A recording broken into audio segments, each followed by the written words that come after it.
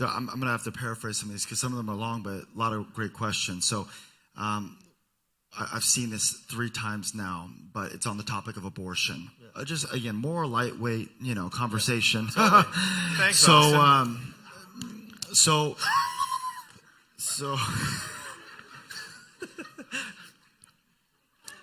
is abortion... Really tossing me some beach balls over here today, pal. Yeah. Just setting you up on the tee. How many books are in the Bible? No, I'm just kidding. That's it. Where is Jerusalem? Yeah. How many persons are in the Godhead? Yeah.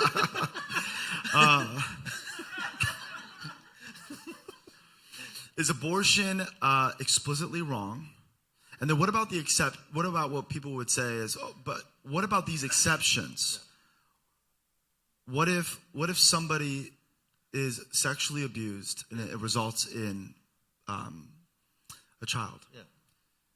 And things of that nature. I don't need to go through all those details, but so abortion, it comes down to when you believe life begins. Now, my mom always said that life begins at 50.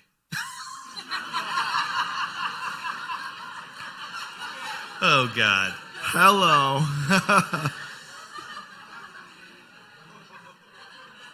That's a horrible answer. You ever seen somebody with that shirt? Life begins at 50. I'm just like, so it comes down to answering that question. So if you can answer that question, then you have the answer to is abortion wrong? Does that make sense? So what Christians try to do is answer that question. And we try to answer that question 2 ways. Firstly, do the scriptures say anything about it? Right? And then secondly, does science say anything about it? That's important. Like, I think Christians should be all about science. I think science is absolutely wonderful. In the book of Genesis, when I'm doing interpreting, I got one eye on the scriptures, first eye on the scriptures, and a second eye on what does science tell us about, because science is just discovering and uncovering the truth about God and what he's done. Does that make sense? Like an example, like I'm okay with Big Bang.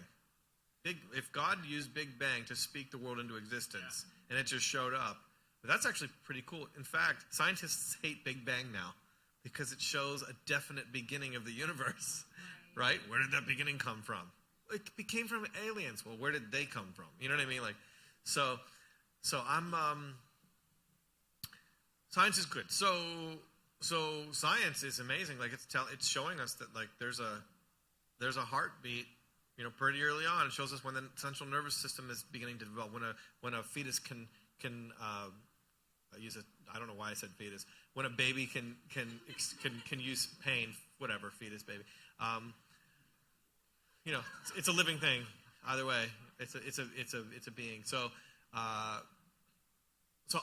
my brother believes. So the scriptures say conception, and then in the Old Testament, there's a law about a woman who gets about a man who hits a slave who's pregnant, and the slave loses, like the law of restitution to a slave who is hit by her master. Or she gets involved into a scuffle, like 2 men get involved in a scuffle, and the woman is pregnant and tries to break up the scuffle, and the woman falls and loses the child. So there's a law of restitution in the Old Testament for that, by the way. So that comes into play as well. Okay, interesting. The Old Testament treats it as a life, it's kind of interesting. It treats it as more of a potential life than like a full life. So for example, like that person it's manslaughter in those instances. Whereas in other places, if somebody dies, then they too shall die, essentially. So it's a different case, but the scripture, Psalm 139, and various passages in the Psalms, Psalm 51, like conception is the kind of the gold standard for Christian thought. So when does conception happen? Conception happens traditionally when an egg is fertilized by sperm, obviously. So there are people who believe that. I'm probably a fairly liberal person. I'm not saying that you need to adopt this, but I believe that when an egg has attached itself to the uterine wall, it becomes a life, which is at 8 days. The reason why I believe that is because just because of the nature of life itself, that like no man is an island, and that we need to be connected to other people, if that makes sense. Yeah. So long story short, that obviously allows for all types of questions, like that allows birth control, etc. But that's kind of my conviction. It's a conviction that I have. Ultimately, you need to come to a conviction of your own. I'm sure there's people that disagree. My brother would be up here disagreeing with me vehemently. In fact, my brother doesn't believe in any forms of contraception, but he's single, so there is that. But my brother's hardcore. In fact, my brother did our abortion series on Theos U, so he's like the most hardcore, and his arguments are really great, and they're worth considering. So I think that we should do our homework for sure. That would be a great course to watch. Perhaps Gabe is right, and perhaps I'm wrong.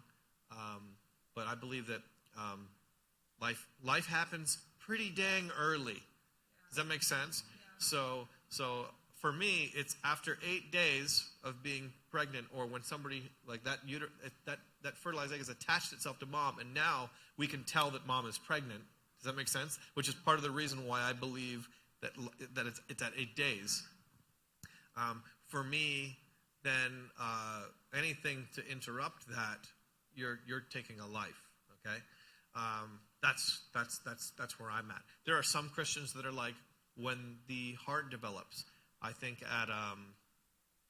it's like 3 weeks or something, or some are like central nervous system, which I believe is I can't remember how many weeks it's at. Maybe like 4 weeks or something like that. They can feel pain at 4 weeks. So long story short, people have variant views on it, but you need to decide when a life begins. Now, let's go to that big ethical question. Okay, somebody gets raped, and now they're pregnant. So what do we do there? So if we believe that it's a human life, then at no point is it right to kill it, is it? So yes, this is a tragedy that happened. But if we believe that it's a human life, what justifies, like, 2 wrongs don't make a right? Does that make sense? Well, what about her life? Absolutely. But what about this person's life now? Does that make sense? So that's kind of part of the conundrum. It's really simple if it's not a life. If it's not a life, it's a clear-cut case, because most people don't want to go down that road of asking the hard question of when life begins. Right. So if you're conveniently ignoring that, and you're just focusing on, well, this poor mother, her life is going to be ruined. She's 16 years old, and she was raped by this person, and now it's just going to destroy her life. And I'm going, I'm with you. This is horrible. This is horrible. Yeah. But we're not asking a hard ethical question. So we don't believe that there's 2 lives now. Does that make sense? Yeah. Also, I have met so many people who have been the product of rape, yeah, or even incest. And they're being used by God in a powerful way. And that baby actually came to be an incredible blessing to that mom. That mom went on to be married and part of a... Does that make sense? So we underscore the redemptive power and the grace of God at work. So yeah, it's a tough conundrum. I understand if you disagree with me. But it's definitely something that I think as Christians, it's worth going down the rabbit trail of, and just being conscientious of.